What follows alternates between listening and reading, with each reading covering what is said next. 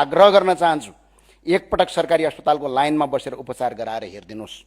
त्यसपछि थाहा हुनेछ कि वर्तमान अवस्थामा सरकारी अस्पतालको सम्पूर्ण जनसङ्ख्याको भार धान्न सक्छ कि सक्दैन। गरिब नागरिकले स्वास्थ्य बीमा मार्फत पाउँदै आएको उपचारको पहुँच कटौती गर्ने नीति ल्याइएको छ। स्वास्थ्य बीमाको रकम घटाइयो, सेवाको दायरा सीमित गरियो र लाखौं नागरिकलाई पुनः असुरक्षित बनाइयो। म सम्माननीय सभामुख महोदयज्यू, म अर्थमन्त्रीज्यू र अर्थमन्त्रीज्यूको परिवारलाई एउटा आग्रह गर्न चाहन्छु, एकपटक सरकारी अस्पतालको लाइनमा बसेर उपचार गराएर हेरिदिनुहोस्।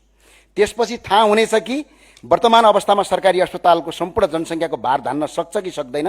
सरकारी अस्पतालको क्षमता वृद्धि नगरी, चिकित्सकको संख्या नबढाई, उपकरणको व्यवस्था नगरी, सेवा विस्तार नगरी स्वास्थ्य बीमाको पहुँच घटाउनु भनेको गरिबलाई उपचार नगर, पीडा सह र अन्तमा मरे पनि राज्य जिम्मेवार हुँदैन भन्ने सन्देश दिनु जस्तै हो। आज गरिब नागरिकहरू स्वास्थ्य बीमाका कारण निजी अस्पतालमा उपचार समेत गर्न सकिरहेका थिए।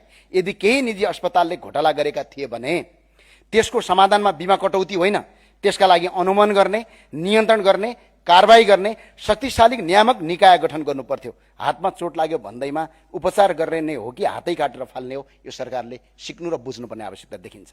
सरकारले आज उपचारको बाटो रोजेन, बरु व्यवस्था नै कमजोर बनाउने बाटो रोज्यो। सम्माननीय सभामुख महोदय, संविधानले स्वास्थ्य र शिक्षालाई नागरिकको मौलिक अधिकार मानेको छ, तर दुःखका साथ भन्नुपर्छ यो बजेट अब बिरामीहरूलाई समेत कर लगाउन बाटो खोलेको छ।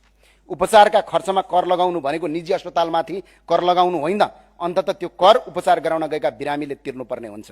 रोगसँग लडिरहेको नागरिकबाट समेत कर उठाउने सरकार यो कति निर्दयी हुन सक्छ सम्माननीय सभामुख महोदय। त्यस्तै नेपालमै उत्पादन हुने औषधिलाई प्रोत्साहन दिनुको सट्टा आयातित औषधिलाई सहज हुने व्यवस्था गरिएको छ। यसको प्रत्यक्ष असर नेपाली औषधि उद्योगमा पर्नेछ।